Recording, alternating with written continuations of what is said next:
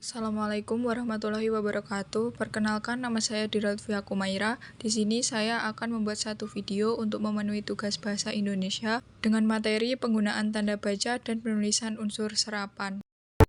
Tanda titik berfungsi mengakhiri kalimat pernyataan, memisahkan angka jam dan menit, dan menyingkat kata. Contohnya, pada kalimat saya membaca buku setiap hari. Contoh yang kedua yaitu pertemuan dimulai pukul 07.30. Tanda titik digunakan untuk memisahkan jam dan menit. Selanjutnya ada tanda koma. Tanda koma berfungsi memisahkan anak kalimat dari induk kalimat. Contohnya, saya membeli kertas, pena, dan penggaris. Fungsi yang kedua memisahkan unsur dalam perincian.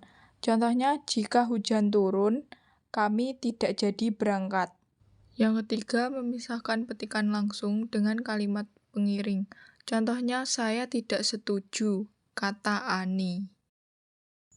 Yang selanjutnya, titik koma. Titik koma digunakan memisahkan bagian kalimat yang setara tetapi panjang atau sudah menggunakan koma. Misalnya, saya membeli buku, pensil, dan penghapus, titik koma. Lalu adik membeli tas, sepatu, dan topi.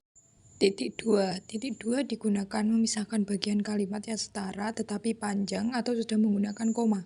Contohnya, berikut ini barang yang sudah dibawa, titik dua, buku, ballpoint, dan map. Fungsi yang kedua, dalam naskah drama untuk memisahkan tokoh dan dialog. Contohnya, ayah berkata, titik dua, belajar dengan sungguh-sungguh. Tanda tanya digunakan untuk mengakhiri kalimat yang berupa pertanyaan, baik pertanyaan langsung maupun tidak langsung. Contohnya, kapan kamu datang? Tanda tanya. Selanjutnya yaitu tanda seru. Tanda seru mengakhiri kalimat yang menggunakan seruan, perintah, atau emosi seperti kesungguhan, kekaguman, dan ketidakpercayaan atau kabar gembira. Saya di sini mengambil contoh kalimat perintah. Misalnya, jangan sentuh, tanda tanya.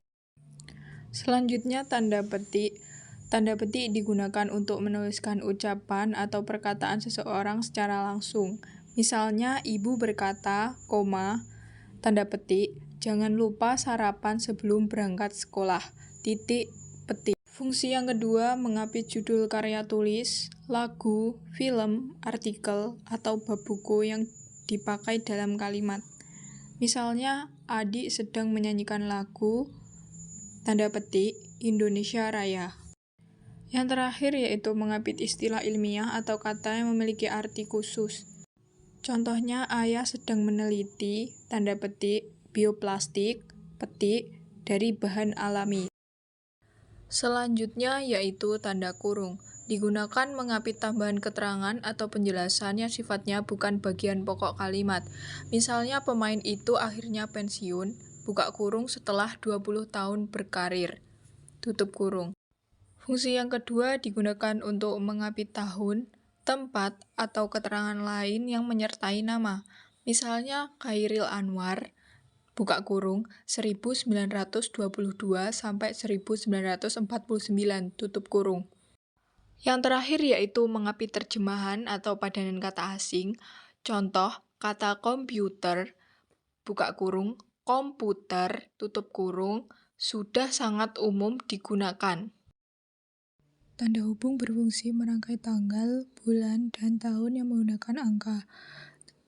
Fungsi yang kedua menyambung unsur kata ulang. Contohnya, anak, tanda hubung, anak.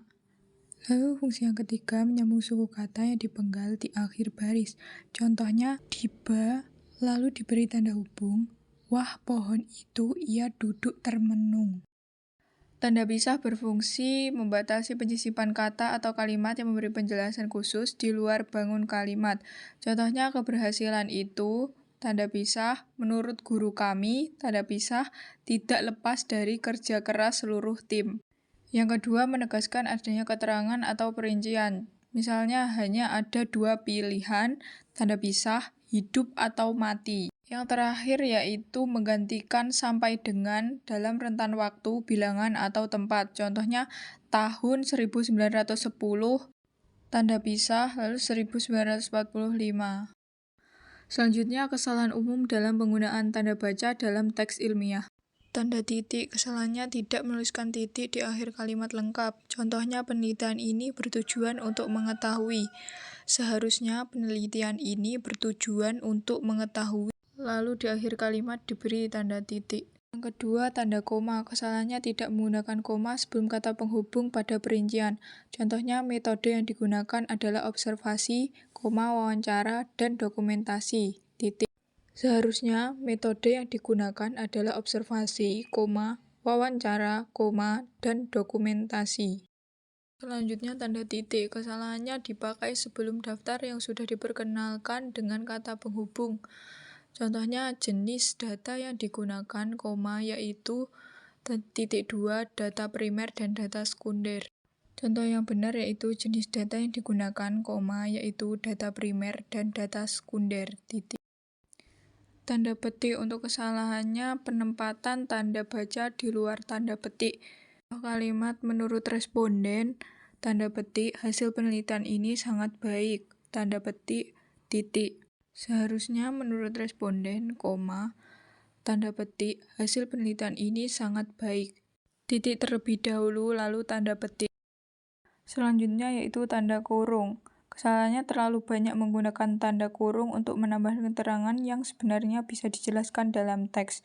Contoh kalimat yang salah, penelitian dilakukan di Bandung, Jawa Barat, pada tahun 2023. Seharusnya penelitian dilakukan di Bandung, buka kurung, Jawa Barat, tutup kurung, pada tahun 2023. Tanda tanya. Kesalahannya memakai tanda tanya di kalimat pernyataan tidak langsung. Contohnya, penelitian menanyakan apakah responden pernah mengikuti pelatihan kesehatan, tanda tanya. Contoh kalimat yang benar, peneliti menanyakan apakah responden pernah mengikuti pelatihan kesehatan. Tanda seru. Kesalahannya memakai tanda seru pada kalimat ajakan dalam teks ilmiah. Contoh kalimatnya, mari kita tingkatkan kesadaran masyarakat akan bahaya merokok, tanda seru. Contoh kalimat yang benar, peningkatan kesadaran masyarakat akan bahaya merokok perlu dilakukan melalui edukasi. Kata atau istilah yang berasal dari bahasa asing atau bahasa daerah yang masuk ke dalam bahasa Indonesia, baik secara utuh maupun setelah mengalami penyesuaian ejaan, pelafalan, atau bentuk. Unsur serapan muncul karena interaksi budaya, ilmu pengetahuan, teknologi, dan agama. Penyesuaian ejaan unsur serapan dibagi menjadi dua. Yang pertama, asimilasi. Asimilasi adalah kata dari bahasa asing masuk tanpa perubahan berarti dalam ejaan atau pelafalan. Misalnya dari bahasa Belanda idee dibaca ide, teori dari bahasa Inggris theory. Yang kedua yaitu adaptasi. Adaptasi adalah kata asing mengalami penyesuaian agar sesuai dengan kaidah ejaan dan pelafalan bahasa Indonesia. Misalnya dari activity dibaca aktivitas, dari university dibaca universitas, dari battery dibaca baterai. Contoh kata serapan dari berbagai bahasa. Yang pertama bahasa Arab, yaitu kabar, kitab, dunia, ilmu, hakim, zakat, dan syukur. Yang kedua dari bahasa Inggris, komputer, internet, printer, manajemen, bisnis, dan sistem. Yang ketiga dari bahasa Belanda, kulkas, kantor, gratis, resleting. Selanjutnya dari bahasa Sangsekerta, misalnya agama, bahasa, pustaka, manusia, surga, dan negara. Kaidah penulisan kata serapan. Yang pertama, unsur asing yang belum sepenuhnya terserap ke dalam bahasa Indonesia. Yang kedua, unsur asing yang penulisan dan pengucapannya disesuaikan dengan kaidah bahasa Indonesia. Kaidah penulisan kata serapan. Kesalahan penggunaan huruf kapital, misalnya, aku berangkat ke sekolah naik sepeda. Di contohnya itu, huruf A di awal kalimat masih menggunakan huruf kecil. Seharusnya di awal kalimat menggunakan huruf kapital. Kesalahan penggunaan huruf miring. Huruf miring digunakan untuk menuliskan kata atau istilah asing. Seperti pada contoh berikut, penelitian ini menggunakan random sampling. Random merupakan istilah asing, maka harus ditulis miring.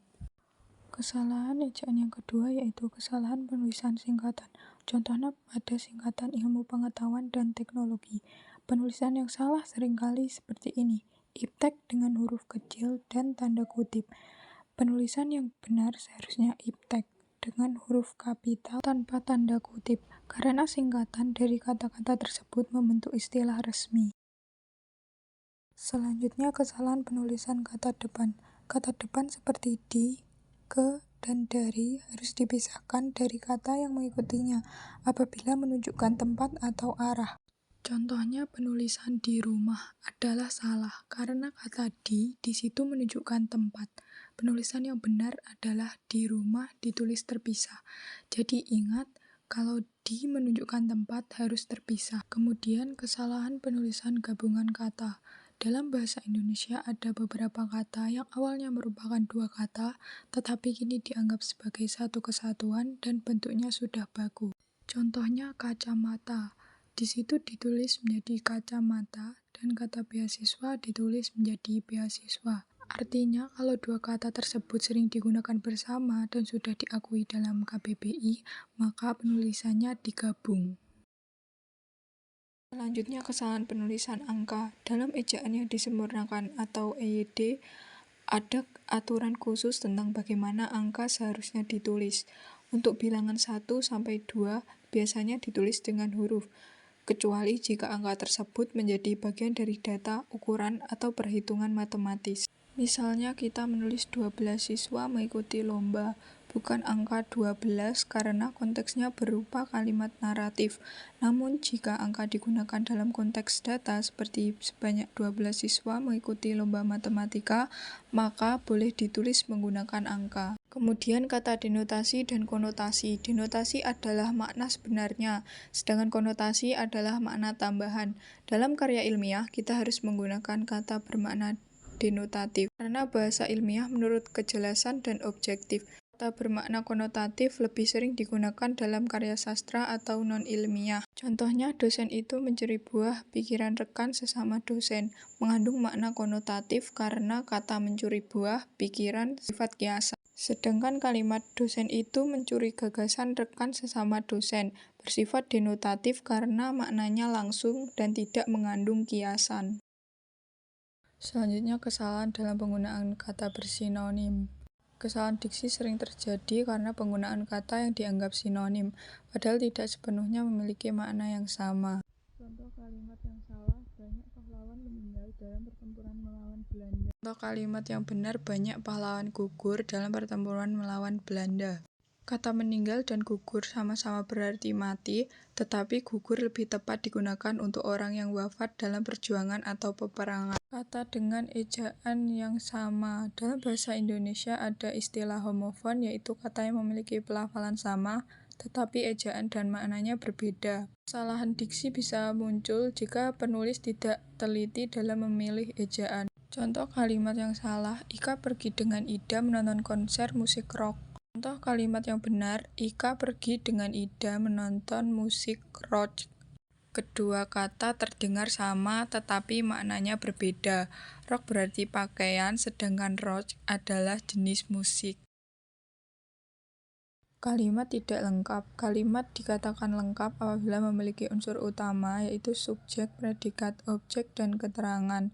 Jika salah satu unsur penting tersebut hilang, maka kalimat dianggap tidak lengkap sehingga maknanya menjadi tidak jelas. Contoh kalimat yang salah, sedang belajar di rumah. Kalimat tersebut tidak lengkap karena tidak ada subjeknya. Contoh kalimat yang benar, Ani sedang belajar di rumah. Kalimat tidak lengkap sering membuat pembaca atau pendengar sulit memahami maksud penulis karena ide utama tidak tersampaikan secara utuh. Selanjutnya, kalimat tidak hemat. Kalimat tidak hemat terjadi ketika terdapat pengulangan kata atau frasa yang tidak perlu, sehingga kalimat menjadi panjang dan tidak efisien. Contoh kalimat yang salah, naik ke atas rumah untuk memperbaiki genting. Contoh kalimat yang benar, naik ke rumah untuk memperbaiki genting. Kata ke atas tidak perlu karena naik sudah bermakna ke atas. Kalimat yang hemat membuat pesan lebih jelas, langsung, dan mudah dipahami. Sekian presentasi dari saya. Ada kurang lebihnya saya mohon maaf. Wassalamualaikum warahmatullahi wabarakatuh.